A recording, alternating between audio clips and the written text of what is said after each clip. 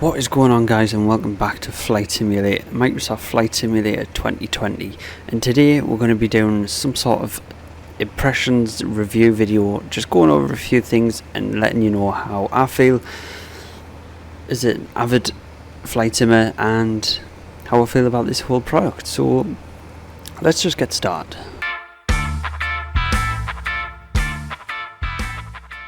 Right, so I thought I'd bring you in the pits here and we'll just have a fly around London and we can talk about how this game is and, you know, how I feel about it and how you should feel about it.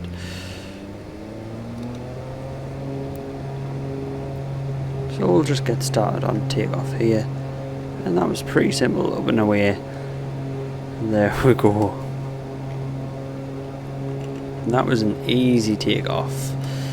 So we'll just fly around London here.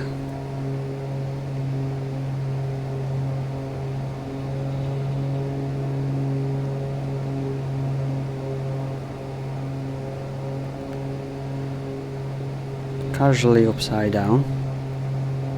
There we go. Right, we'll go for an outside view. Right, so Microsoft Flight Simulator 2020, how do I feel about it? I am absolutely over the moon with everything about this simulator slash game. They have developed it as a game. You can play it as a game if you see fit as to play it as a game. That is entirely up to you. You don't have to play it that way if that's not how you want to play it. It is a sim at the end of the day. Microsoft stated that they made it as a sim and it is for simmers, but it can also be played as a game itself. So it is literally up to you how you want to play it, and it's for you to judge yourself. That's the main thing about this sim, I have to say. It is up to you how you want to play it and how you play this sims or a game. You know, it's your choice, so you've got to make your own judgments on it. I'm just here to tell you my opinion and what I think about it. So the current state of the game. Now I have not got a high spec PC. As you can see in the description, it is fairly low, but I get a solid 30 frames per second most of the time. So this is where we'll get into performance. People are worried about performance on their sims, but I mean, this is medium settings here over London. Let's just have a look below us. Yeah, the terrain is not great, but remember, you're going to be flying mostly above 2,000 feet in every case. You're going to be flying about 2,000 feet anyway, so it's not something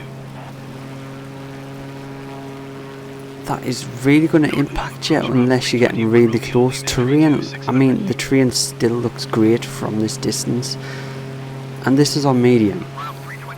Buildings are set to low, and look, you can still see so much detail on the buildings compared.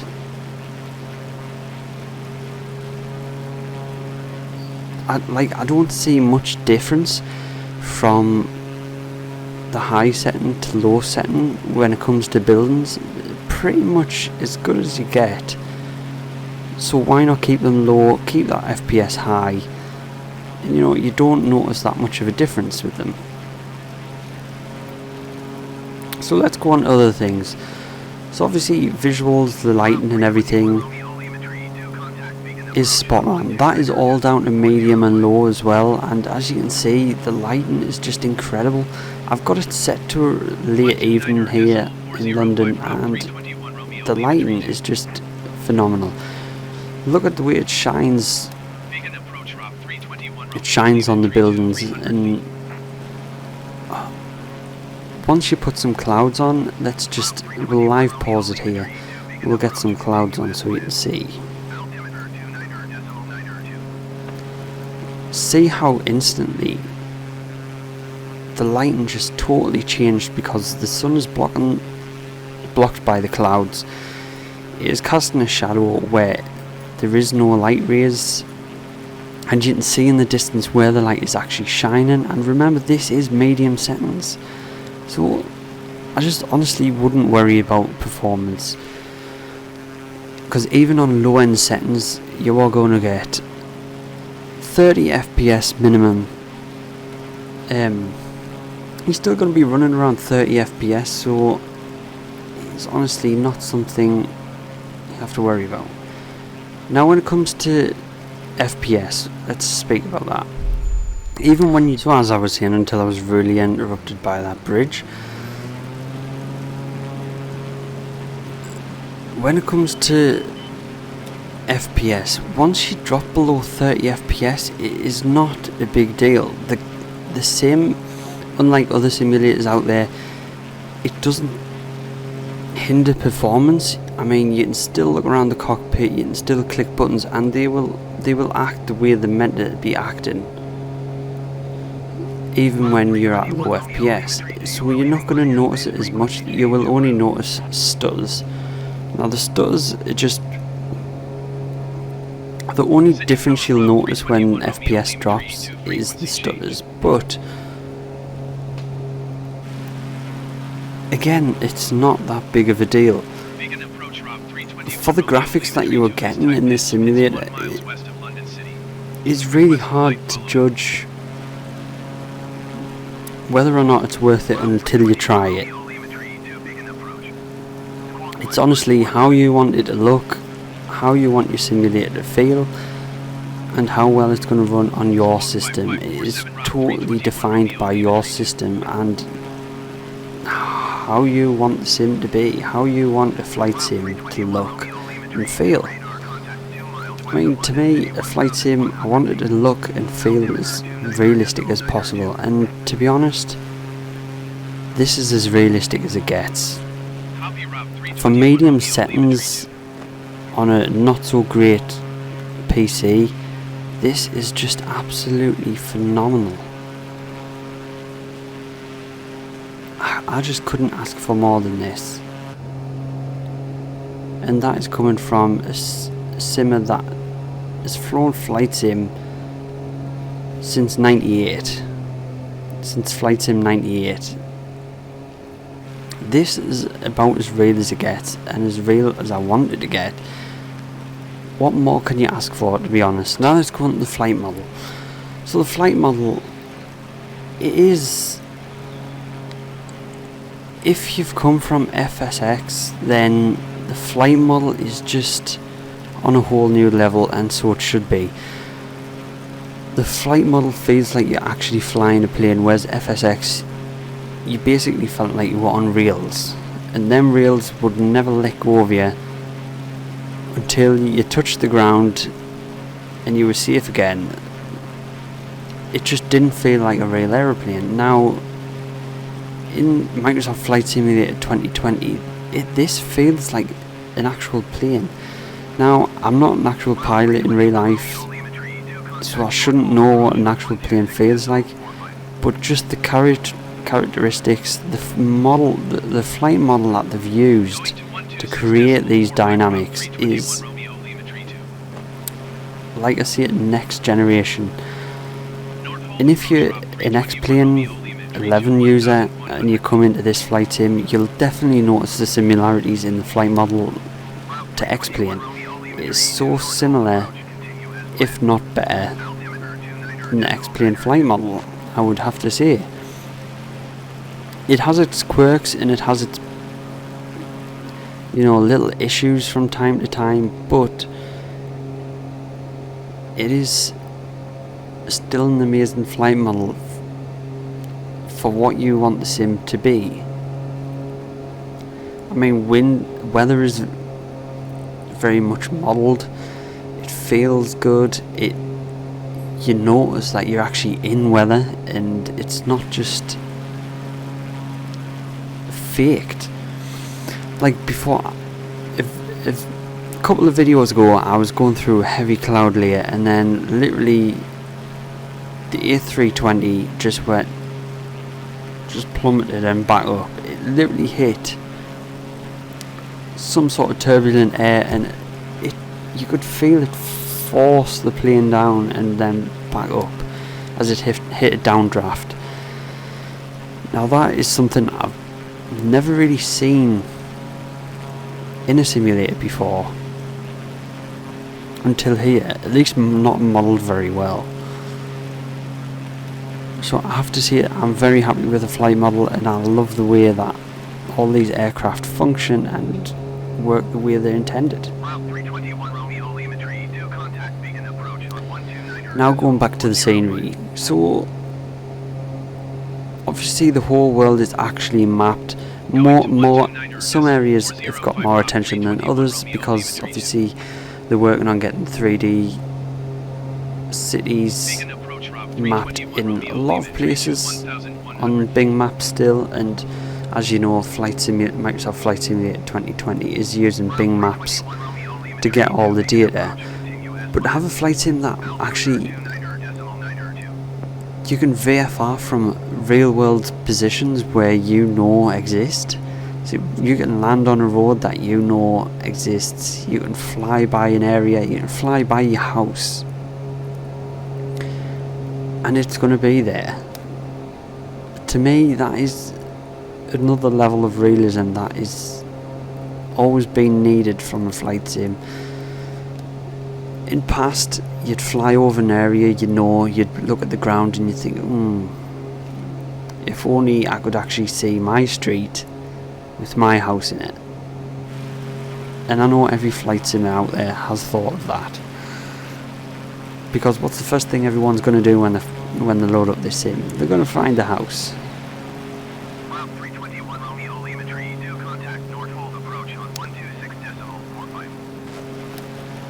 And to me, the buildings, I know they're auto-generated, and some of them don't resemble the real-life counterparts.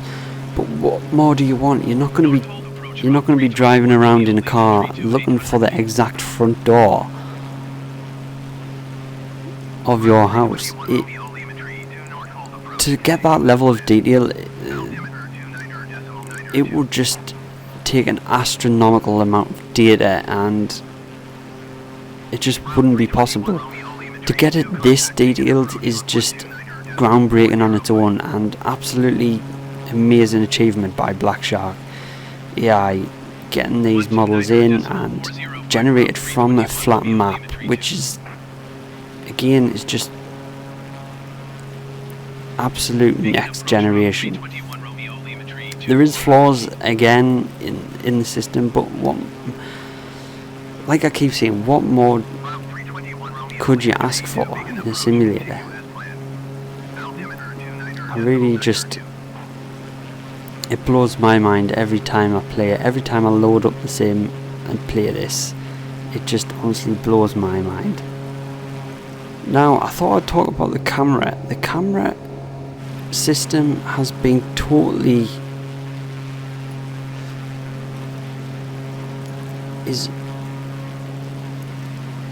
I actually love the camera system. So the drone camera, the amount of amazing shots you can get for screenshots and stuff like that, you can put it wherever you want. You can mess with the focus if that's what you want, so you can get a nice field of view here. So we'll get our plane, a bit too far, our plane just in view like that, take a screenshot, and just, that is astronomical. External view, you've got different angles, you've got quick views. You can also set your own custom views if you do some mapping in the settings to get your custom views on. They've added a right click to move your head around to free look. So if you open the menu here, obviously it's set to fixed look, and if you right click, that's what everyone wants in a sim. That's what X-Plane had, and that's what this has, and that's what makes it great. I mean, obviously you can use your hat switch on your controller or joystick as well. And up here, so if I push forward, it actually zooms in front, back, down, down. the hat switch, if you want a closer up view, if you want a further back view, if you want a better look at your panel, better look at all your switches and avionics, these are all set for every aircraft. So every aircraft has these settings already set, built in. Now have the upper position as well. It's just, it is what we all ask for, and it is definitely brilliant. Route 321 Romeo Lima Tree to contact Heathrow approach on 119.73.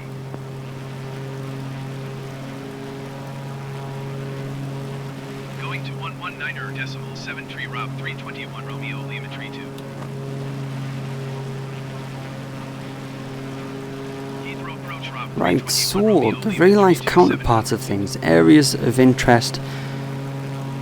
This is another place that the sim absolutely shines. If you want to find somewhere, point of interest, like here for instance, Big Ben. If you just want to fly there, you don't have to take off from an airport local, and you just want to fly there and see what it looks like, you literally just point it on the map and you will spawn in the sky above that point of interest, ready to just fly around and see what you've been asking to see.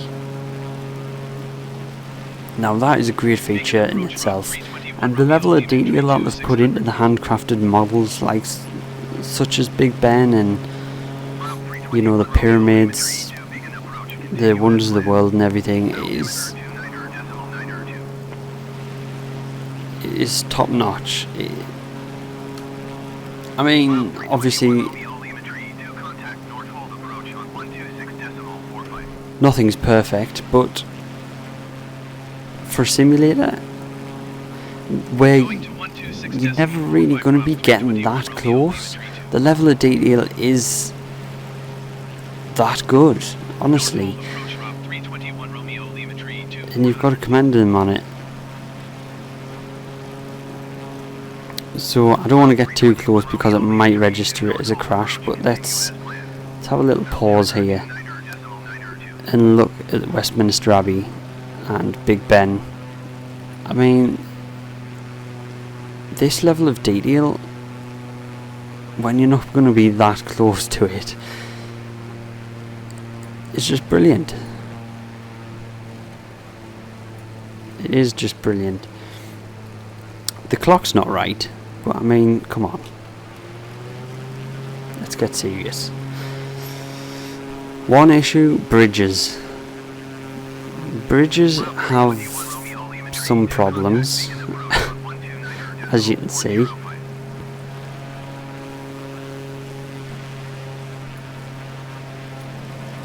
But for what they are, just bridges, is it going to matter? Let's actually try and fly under. The generated ones seem to be able to, you should be able to fly underneath.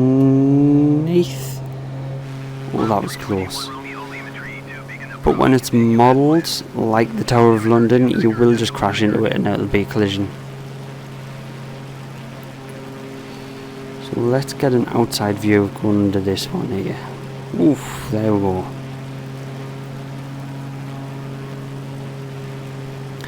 And then I'm going to try and get a nice screenshot here. So literally, if I just go like that, live pause, let's just show you what this camera can do.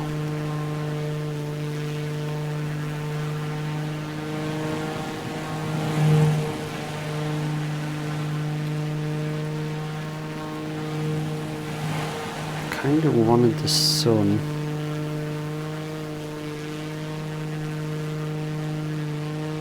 hitting the plane with the Tower of London in the background, but that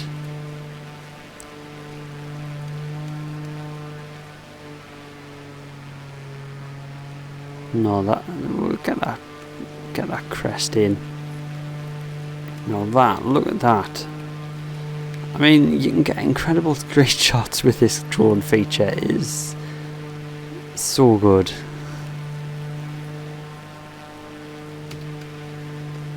And there we go. There's another wallpaper creator. Ooh, and it does kind of just mess up.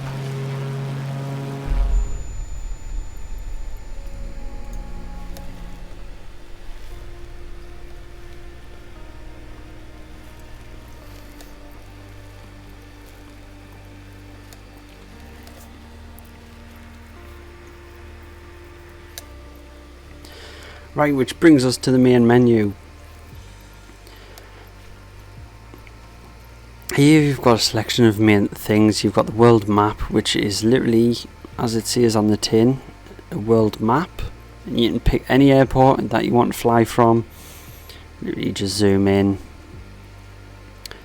See this airport, you can find out all the parking spaces. You can start right here if you really want to. And you can literally just put a dot and set this as your departure point. You don't have to take off from an airport. You can literally just, I want to start there, or I want to start right in the middle.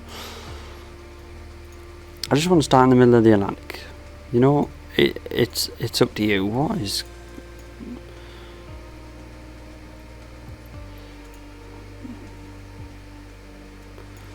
Look at the length of that runway.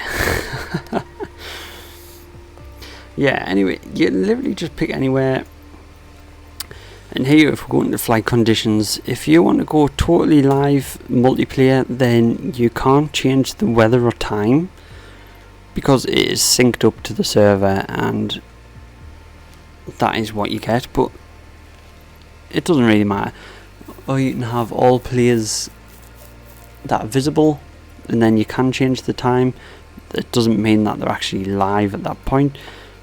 Or you can have a group and you can invite people by using your friends list here. It is up to you. So you just change the time. You can either do it on there or you can do it on here, and you'll actually see the point of where, if you want to go for that golden hour, you can literally set it up so you're right on that sunset from wherever you're departing. So that's really handy. This world map is incredible. I keep saying it, but it is. You can also have live traffic on, or AI traffic, where it's just, you know, computer generated. Live traffic does seem to have some issues with the planes just kind of circling the airport and not landing properly, and I don't know, it's a little bit buggy at the minute. Right, so selection of aircraft. So we'll go through the categories here. If we go into turboprops, we have the three here. We've got the TBM 930, the Beechcraft, and the Cessna Grand Caravan. I mean, for the level, for being a default flight sim, this amount of aircraft at this level of detail is pretty much like buying 20 packs of PUR, which for the price that they're actually marketing this flight sim at is such a bargain. You couldn't ask for more. Getting the premium edition with the extra aircraft, yeah, it does seem like a lot now, but from what you would pay an X-Plane 11, it is going to be a whole lot more expensive. So just going through the propeller planes here, we have got a lot more general aviation aircraft, but I think that's what most people are going to be playing at the start of this game, because you want to get into flying, you want to start small, and you want to see the sights. You don't necessarily want to jump up into 30,000 foot cruises and just letting the flight sim run on its own. You want to be looking out the window, you want to be seeing things, so it is worth having them general aviation crafts. So, flight planning. So if I just go down here for Heathrow and I want to pick a parking bay for the Dreamliner, so I'll just click on Heathrow, zoom into details, and we'll set we'll set Heathrow as a departure, and then what we'll do from here, we can choose a ramp, gate large, we can choose a gate heavy. So if we choose a gate heavy, that is now set as our departure airport, and say we want to go to, where do we want to go to?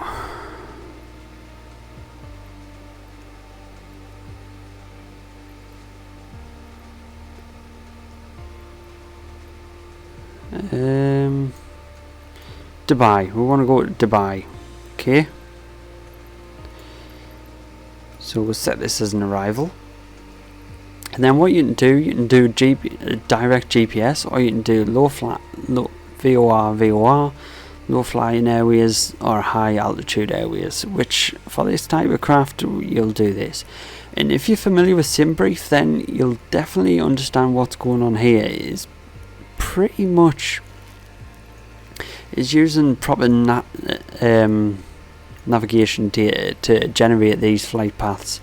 So as you can see, it's already generated all this flight path, and it will put it straight into your navigation computer for you, so you don't have to mess around with the FMC and stuff like that.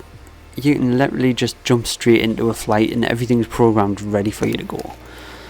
So you can also, if you have got a SimBrief briefing, you can select your departure. Say I want to select that departure. So now it has put in the departure route from runway 27, and then say we want to set our arrival as the correct arrival. We're going to have an approach on runway, say 30 left ILS. So it's already brought us round, but we want an arrival. So it's already give us a list of the arrivals for 30 left. So if we pick that arrival for 30 left, and you can see that pattern has been inputted, and if we press fly now, that's all going to be calculated and put into the FMC ready to go. But if you want to change your cruising altitude, if you want to take a good look at it here, then you can do that. So if we put in a different cruise of say 30, what should we say, 30,000 feet, and press enter on that, it's dropped it down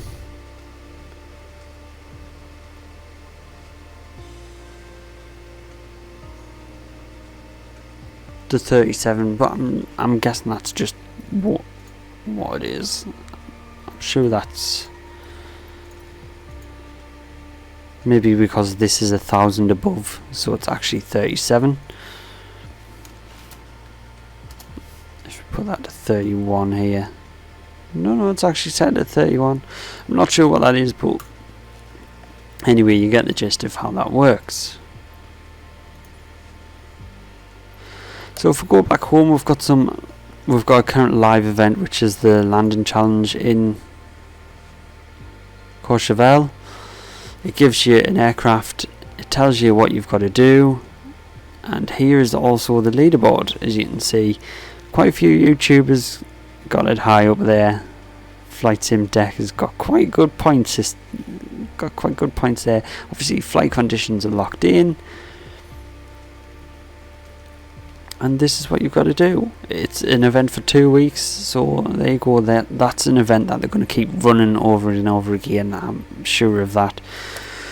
So then you've also got flight training, which is getting you into the basics of how to work everything that you need to work to be able to fly solo on your own with no issues.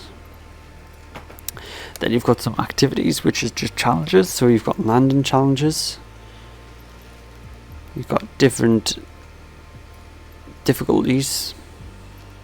I would say the difficulties. So here's a few here. I'll go back and show you the ones in Epic. I'm guessing Epic are just epic sights to be seen. And then strong winds are really challenging. A lot of challenges. And I'm sure these will get updated with time as well. They'll probably be adding more and stuff like that. So also there you've got some bush trips. So these are easy jump in access things where you don't have to put much thought into them. You can just go in and start flying. Then obviously you've got your profile, so you've got your hangar here, where you'll see all the information about the plane that you want to look at. You can go into the cockpit and have a look around, which is a nice little feature. You can have a look at the plane before you choose to fly it without having to load up the sim and, you know, see it in real life. So then we'll go back here. You've got your pilot profile.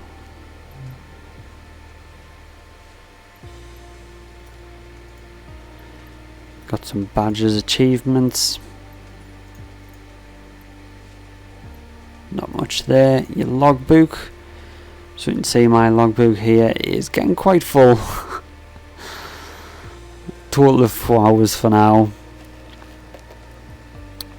And that is a total of takeoffs, I believe. 14 takeoffs, 7 landings. Because I have done a few takeoffs just to get screenshots, hence why they're not all landers. Then you've got the marketplace, which is obviously going to be filled up with time. So there we go, that is my final thoughts and just some brief overview of what I think of Microsoft Flight Simulator 2020, and I'll definitely be doing tons more videos on this, so if you did like, please leave a like and subscribe, and I'll see you in the next one.